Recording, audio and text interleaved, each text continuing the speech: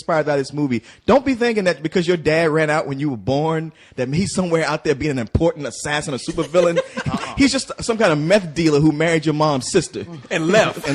Yeah. Now, that said, I actually enjoyed a lot of the action sequences in this movie. There's, especially at the end, there's some craziness, and there's some things that some of the characters do that I actually quite enjoyed, and that's why I had a lot of fun, because when this movie went crazy, it went fucking crazy. It just threw reality out the window and said, fuck this, let's take Grand Theft Auto to the next logical step. And see, that almost makes it sound cool when you say that, but then I think back to that movie, Shoot 'Em Up. Yeah. Which at the time was just like, to me, that was the last word in, ultra crazy assassin movies. It's like this movie said, we're going to do it all here and nobody needs to ever do it again. So nothing in Wanted topped what was done in Shoot 'Em Up. No, I agree. And the thing is, like, early on in the film, some of the action stuff, it's fun. It's fun from that sort of, this could never really happen, but it's stylish and cool sort of way. But what you're talking about at the end of the film, that's when it lost me. I'm like, wow, this is the point where even with this, where we're in a world where cars can flip over each other and people can assassinate them from their sunroofs. When I was like, I can accept that. But the end, you're like, no, I'm sorry. This is way past it. So this is a rated R speed race.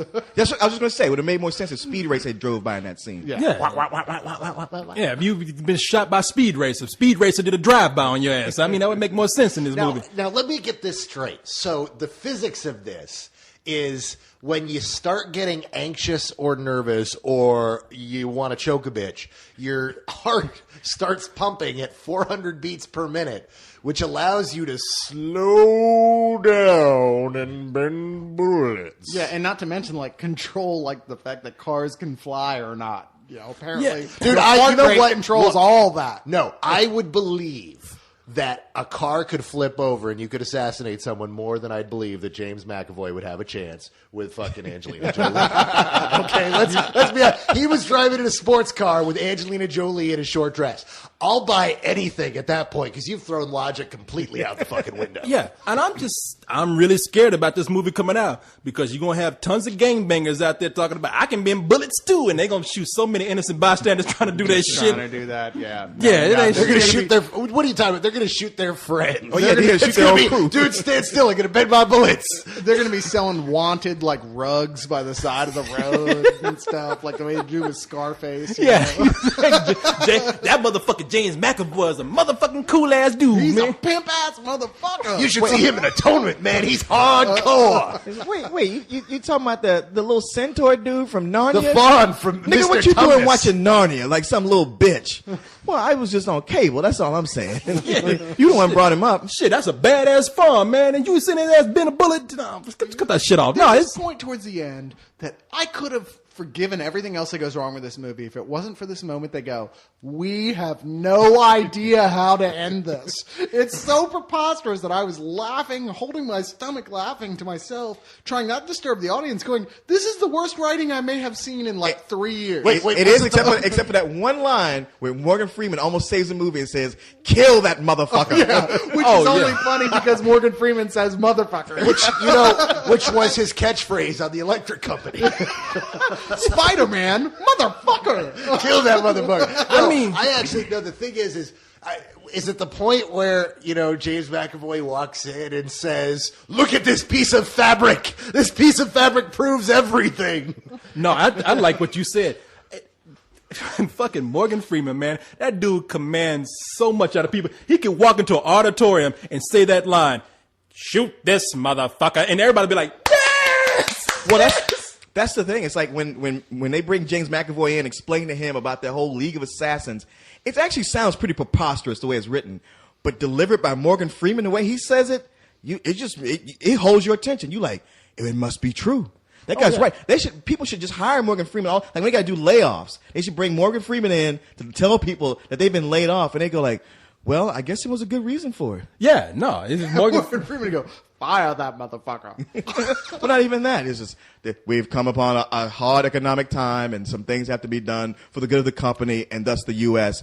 And we are sure that you will not have a problem with this and do your part. As a matter of, and it could be worse. You could be a penguin walking 70 days to get a piece of ass. As a matter of fact, those Columbine kids we talking about, if you do screw up and go to prison and you get raped by a big black dude, you better hope it's the equivalent of Morgan Freeman. He comes up and tells you, I'm now going to rape you. You're going to be like, this ain't so bad. Well, as long as can you keep talking and narrate while you do it? Because that's I think I could sit through that. Because you'll sit through anything. Of course. Freeman. Yeah, you might get best supporting actor. Exactly. I'm now pulling down your pants. Why? See, you're doing like Morgan Freeman, but you're actually doing Sidney Poitier. Well, Call me Mr. Tibbs. Well, all black people sound alike. All of See,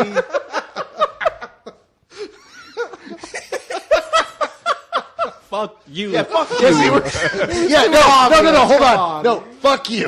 I'm offended by that. Yeah, even the white guys tell you, you son of a bitch.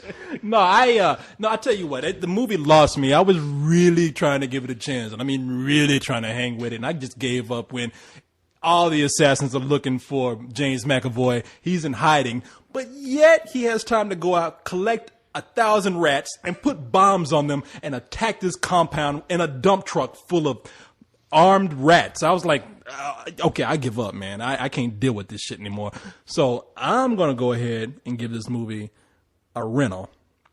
Even though I think it has cool enough action to see on the big screen, but it just didn't appeal to me. For some reason, he filled them up with peanut butter first. Did anybody catch up what that was about? Yes. I missed that. No, because I thought he was feeding them explosives too, but then this guy was shooting rats and they weren't blowing up. No, I was like, some okay, of them had bombs and some of them did not. Some of them were just filled with explosive peanut butter. No. They didn't all blow up. They just let all the rats there because he only had a certain number of bombs, but he had a lot of rats. So it's like, let's just let the rats, so they're shooting everything. But the thing with the peanut butter is they said earlier in the film, rats love peanut butter. I so get he put that. peanut butter in there so they would all go, yeah. Oh, gee, you got the fact that they like peanut but you butter? missed the part where he's mixing peanut butter with some other shit. I saw that, and I was like, oh, explosive peanut butter. That's what I thought. He's like, he made explosive peanut butter, but then he's shooting the rats and they're not blowing up. So obviously not. So I missed what was going on there. Regardless, I love this comic book. I read it first, much like Leon did. I think it's a lot of fun. In fact, this is one of the few comics in a long time made me at the end of it stand up and go, yes, that was awesome. And this movie definitely did not make me do that. I was with it. I wanted it to work. I knew what the differences were beforehand. I'm sitting there watching going, please work. Please don't fuck this up. Okay, you're ripping off everybody in the world, but maybe it's still going to be fun. But in the end, I got to tell you, it's just a waste of time. I felt like, wow, that was bored and it didn't show me anything I haven't seen before. Rental. Dang. Well, I'd like to disagree with you guys, but I don't think I can. I mean, this movie turned out to be everything I expected it to be the first time I saw the trailer, and which, it left me kind of bummed out. But then as time went by, I was like, hey, you know what? It's a movie. It's not the comic. It'll make some different decisions, and that'll be cool. It'll be like something different. And it started out being very much like the comic, only like, okay, it's the movie version. This will be cool. And sadly, the point where it started to break away from that story was when it just started to go downhill. It wasn't like a lateral move. It was a downward move. And, in the end, it's just too much bullshit toward the end where I'm just going to say rental. You guys are so wrong. This movie was genius. You got 3 people here and you going to call us wrong. You guys go to hell. Continue, please. Tell us your bullshit reasoning behind this. Piss him off and we'll get a good ending. Yeah, he'll kill everybody.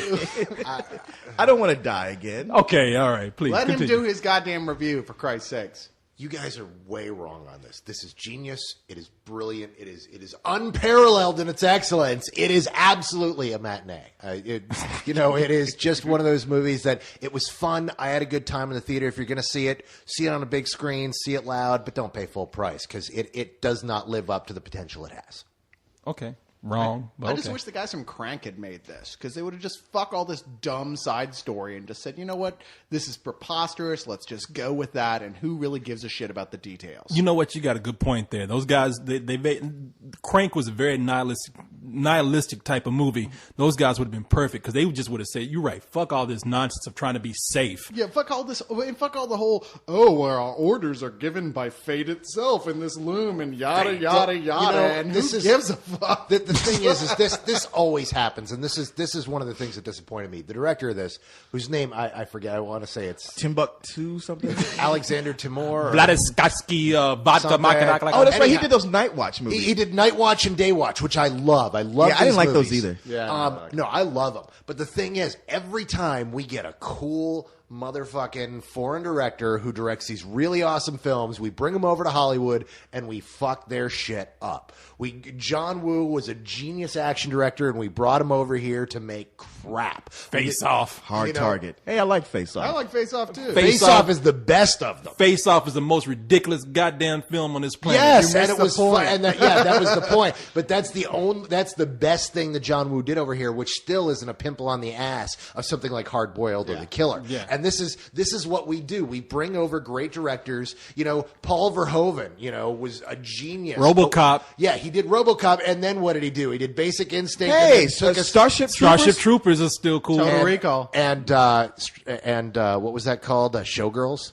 One movie Man, out of come on, many. man. Don't. And honestly, that movie is so bad, it's actually kind of came full circle and became It really is, actually. But no, we get these great directors, but none of those, Starship Troopers is great, but it doesn't compare to Black Book, which he did when he went back to his home country. You got that right. Okay, so what were the great movies that Uwe Boll did in Germany?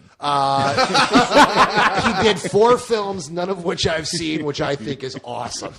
He keeps talking about some like the film he did, serious film, but who cares? Who's ever going to see that? Like, oh, Uwe Boll, he's a genius. Yeah, but Who's we gonna didn't check bring that out? Uwe Boll over here. He kind of came over himself. He invaded. He scurried like a rat onto I a am ship.